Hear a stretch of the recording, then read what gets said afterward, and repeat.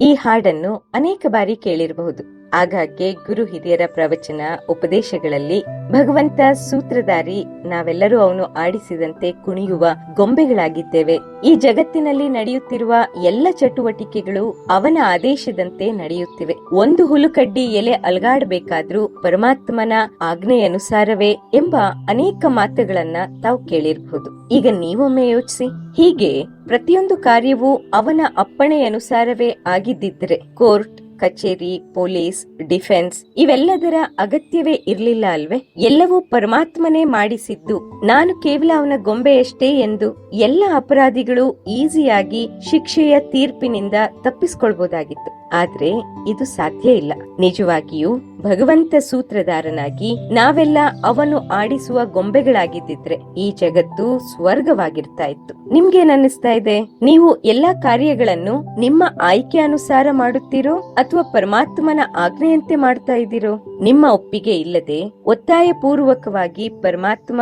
ನಿಮ್ಮಿಂದ ಕಾರ್ಯಗಳನ್ನ ಮಾಡಿಸ್ತಾರೆ ಅಂತ ಎಂದಾದ್ರೂ ಅನ್ಸಿದೆಯೇ? ಇಲ್ಲ ಅಲ್ವೇ? ಪರಮಾತ್ಮ ಎಲ್ಲವನ್ನೂ ನಿರ್ಧರಿಸಿ ನಿರ್ದೇಶಿಸುವಂತಹ ಸೂತ್ರಧಾರಿಯಲ್ಲ. ಆದ್ರೆ ನಮ್ಮನ್ನು ಪುಣ್ಯವಂತರನ್ನಾಗಿ ಮಾಡಲು ಶ್ರೇಷ್ಠ ಕರ್ಮಗಳ ಜ್ಞಾನ ನೀಡಿ ಮುನ್ನಡೆಸುವಂತಹ ಮಾರ್ಗದರ್ಶಕರಾಗಿದ್ದಾರೆ. ಹಾಗಾದ್ರೆ ಪರಮಾತ್ಮ ಸೂತ್ರಧಾರಿ ಎಂದು ಹಿರಿಯರು ಹೇಳಿದ್ದು ತಪ್ಪೆ? ಖಂಡಿತ ಇಲ್ಲ. ಎಲ್ಲವನ್ನೂ ನಾನೇ ಮಾಡ್ದೆ, ಎಲ್ಲವೂ ನನ್ನಿಂದಲೇ ಎನ್ನುವ ಅಭಿಮಾನ ನಮ್ಮಲ್ಲಿ ಎಂದೂ ಬರಬಾರದೆಂದು ಹೀಗೆ ಹೇಳಿದ್ದಾರೆ. ಆದ್ದರಿಂದ ನಮ್ಮೆಲ್ಲರ ಮಾರ್ಗದರ್ಶಕನಾಗಿರುವ ಪರಮಾತ್ಮನ ಜ್ಞಾನೋಪದೇಶದಂತೆ ಕಾರ್ಯಗಳನ್ನು ಮಾಡುತ್ತಾ ಜೀವನ ಸುಂದರವಾಗಿಸಿಕೊಳ್ಳೋಣ.